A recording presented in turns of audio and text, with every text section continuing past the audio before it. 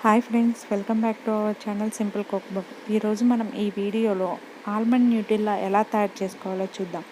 చాలా సింపుల్గా, చాలా ఈజీగా తయారు చేసుకోవచ్చండి. మనకు బయట షాపుల్లో దొరికే విధంగా ఉంటుందండి టేస్ట్. ఇప్పుడు మనం చెప్పే ప్రాసెస్ని ఫాలో అవ్వండి. చాలా టేస్టీగా, చాలా మంచి కన్సిస్టెన్సీలో వస్తుంది. బయట దొరికిన విధంగానే టేస్ట్ కూడా సూపర్గా ఉంటుందండి. ఇప్పుడు మనం న్యూటిల్లా ఎలా తయారు చేసుకోవాలో ప్రాసెస్ చూద్దాం. ముందుగా ఒక కప్పు ఆల్మండ్స్ తీసుకొని వాటిని బాగా రోస్ట్ చేసి పెట్టుకోవాలండి. వీడియోలో చూపించిన విధంగా మీడియం ఫ్లేమ్లో పెట్టి అవి బాగా రోస్ట్ అయ్యే వరకు బాగా ఫ్రై చేసుకోవాలి. ఇలా రోస్ట్ అయిన ఆల్మండ్స్ను ఒక ప్లేట్లోకి తీసుకొని బాగా చల్లారి పెట్టుకోవాలి.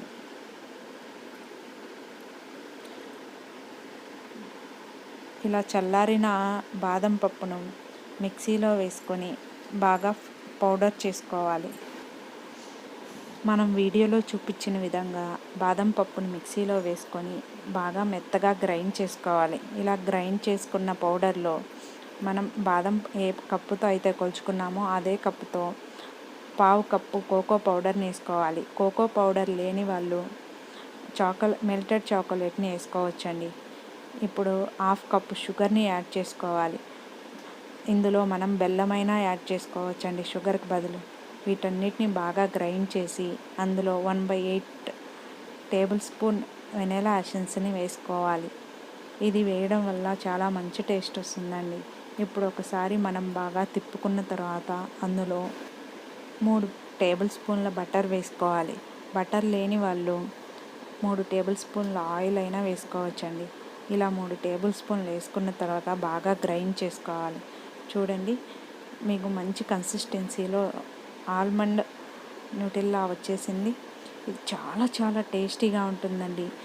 కిడ్స్కి ఎప్పుడన్నా టిఫిన్ చేయకపోతే మీరు ఈ న్యూటిల్లా వేసి చపాతీకి కానీ బ్రెడ్కి కానీ ఇలా అప్లై చేసేసి వాళ్ళు ఇచ్చారంటే చాలా టేస్టీగా తింటారండి వాళ్ళు టిఫిన్. మనం ఆల్మండ్స్ వేస్తున్నాం కాబట్టి హెల్త్కి కూడా చాలా మంచిదండి. ఇలా ఆల్మండ్స్తో న్యూటిల్లా లాగా పౌడర్ లాగా చేసేసి ఇలా మనం కిడ్స్కి పెడితే వాళ్ళు చాలా ఇష్టంగా తింటారు. చాలా బాగా ఇష్టపడతారండి టిఫిన్ చేయడానికి కూడా. ఇలా మీరు కూడా ఇంట్లో ట్రై చేసి మీ పిల్లలకి పెట్టండి.